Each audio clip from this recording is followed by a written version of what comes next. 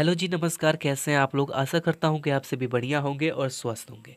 तो जी, आज की इस वीडियो में हम बात करने वाले हैं ज्योग्राफी का टॉप 5 वीवीआई सब्जेक्टिव क्वेश्चन जो स्क्रीन पर आपको अभी दिख रहे होंगे। तो चलिए वीडियो को स्टार्ट करते हैं बिना किसी देरी के, और वीडियो को लास्ट तक जरूर देखिएगा ताकि ये सारे क्वेश्चन आपको याद हो सकें। वीडियो को स्टार्ट करते हैं। तो पहला क्वेश्चन है कि मानव भूगोल के दो मूलभूत क्षेत्र कौन कौन से हैं। सॉरी, मानव विकास के दो मूलभूत क्षेत्र कौन कौन से हैं।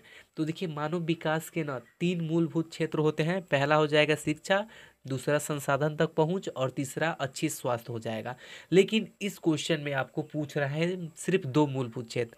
तो पहला लिखेंगे निम्नलिखित, सॉरी, मानव विकास के 2 मूलभूत क्षेत्र निम्नलिखित हैं। मानव विकास के 2 मूलभूत क्षेत्र निम्नलिखित है। पहला हो जाएगा शिक्षा, दूसरा हो जाएगा संसाधन तक पहुंच। ठीक है, इतने में आपका 2 नंबर मिल जाएगा। चलिए अगले क्वेश्चन की ओर बढ़ते हैं। तो अगला क्वेश्चन है, संचार से आप क्या समझते हैं। संचार से आप क्या समझते हैं। तो संदेशों को एक स्थान से दूसरे स्थान पर भेजना या प्राप्त करना ही संचार कहलाता है। यानी कि संदेश को एक स्थान से दूसरे स्थान पर भेजना या उसको प्राप्त करना ही संचार कहलाता है। जैसे मान लीजिए आप अभी जैसे मैसेज कीजिएगा, कमेंट कीजिएगा, तो ये संचार के द्वारा हमारे पास आ जाएगा। चाहे किसी के पास भी आप व्हाट्सएप से मैसेज करते हैं तो वो उसके पास जाता है, तो किस माध्यम से जाता है, वो संचार के माध्यम से जाता है। इतना समझ लिए। अब इसके उदाहरण है जैसे कि रेडियो हो गया, टेलीविज़न हो गया, पत्र हो गया। बहुत सारे लोग पहले के ज़माने में पत्र लिख के अपने बातों को साझा करते थे, एक स्थान से दूसरे स्थान तक संचार के माध्यम से भेजते थे। तो चलिए अब अगले क्वेश्चन की ओर बढ़ते हैं। अगला क्वेश्चन है, आधारभूत उद्योग क्या है। आधारभूत उद्योग क्या है, उदाहरण दें। तो देखिए, जिन उद्योगों के लिए उत्पादन के अन्य उद्योगों से प्राप्त किया जाता है, आधारभूत उद्योग कहलाता है। यानी कि वैसे उद्योग जिनको अपने प्रोडक्ट बनाने के लिए किसी और उद्योग पर निर्भर होना पड़ता है, उससे ही आधारभूत उद्योग कहते हैं। यानी कि जिन उद्योगों के उत्पादन को अन्य उद्योगों से प्राप्त किया जाता है, उसे ही आधारभूत उद्योग कहलाता है। जैसे कि लोह इस्पात उद्योग हो जाएगा, रसायन उद्योग हो जाएगा, और इसमें चीनी भी आ सकता है, लेकिन चीनी एक उद्योग नहीं है, वो प्रोडक्ट है।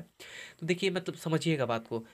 ऐसा उद्योग जो सामान को बना के किसी और उद्योग के पास भेजता है ताकि वो जो है अपना प्रोडक्ट बनाकर हमको सर्विस दे सके, यानी कि बेच सके। जैसे कि लोहा, लोहे के जो बड़ी बड़ी फैक्ट्रियाँ होती है, कंपनियाँ होती है, वो लोहा बनाकर मार्केट में बेचती है। तो जितने भी, जैसे कि गेट बनाने वाली कोई कंपनी है, या कुर्सी बनाने वाली कंपनी है, या और सब जैसे कि रेलवे की जो पटरियाँ होती है, ये सब जो कंपनियां है ना, वो लोहा वाले फैक्ट्री से खरीद के अपना एक सामान बनाती है और उसको मार्केट में बेचती है। उसे ही आधारभूत उद्योग कहते हैं।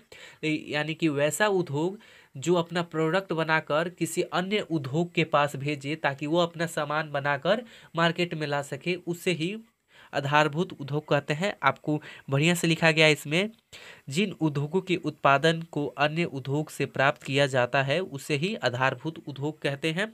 जैसे में लो इस्पात उद्योग, रसायन उद्योग आदि। ठीक है, तो अब अगले क्वेश्चन की ओर बढ़ते हैं। अगला क्वेश्चन है कि ध्वनि प्रदूषण के 4 स्रोतों का उल्लेख कीजिए। ध्वनि प्रदूषण के 4 स्रोतों का उल्लेख कीजिए।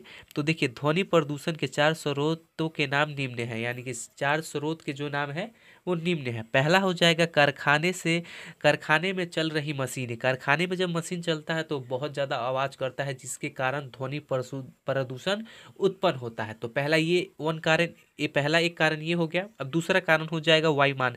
जब आप देखिएगा, आकाश में जब एरोप्लेन उड़ता है तो आवाज़ करता है, और उसी आवाज़ से जो बच्चे हैं देखते हैं कि कहाँ एरोप्लेन उड़ रहा है, आसमान की ओर तरह तुरंत देखने लगते हैं। तो ये भी एक ध्वनि प्रदूषण का कारण है, वायुमान। और तीसरा हो जाएगा तीव्र गति से चलाते हुए वाहन और उसके हॉर्न। जब आप कस के, यानी कि स्पीड में गाड़ी कोई भी चलता है तो वो आवाज़ करती है, और उसके हॉर्न भी जो है वो भी ध्वनि प्रदूषण उत्पन्न करने के कारण बनते हैं। चौथा हो जाएगा लाउड स्पीकर और सायरन आदि। यानी कि लाउड स्पीकर जो बड़े बड़े डीजे होते हैं, उनसे भी ध्वनि प्रदूषण उत्पन्न होता है। तो ये ध्वनि प्रदूषण के कुल 4 उदाहरण आपको दिए गए हैं। अब चलिए अगले क्वेश्चन की ओर बढ़ते हैं। तो अगला क्वेश्चन है कि महाराष्ट्र के 4 प्रमुख सूती वस्त्र उद्योग केंद्र के नाम लिखे। यानी कि महाराष्ट्र में जितने भी उद्योग हैं ना, उनमें से 4 सूती वस्त्र उद्योगों के नाम लिखना है। तो महाराष्ट्र के 4 प्रमुख सूती वस्त्र उद्योग केंद्र हैं कौन? पहला हो जाएगा मुंबई, मुंबई शहर में भी सूती वस्त्र उद्योग है। दूसरा हो जाएगा नागपुर, और तीसरा हो जाएगा सोलापुर, और चौथा हो जाएगा पुणे। यानी कि इन चारों शहरों में सूती वस्त्र के जो उद्योग के प्रमुख केंद्र हैं, इन चारों शहर। अब चलिए, इस वीडियो में इतना ही। अगले वीडियो में फिर मिलेंगे, तब तक के लिए जय हिंद, जय भारत, वंदे मातरम।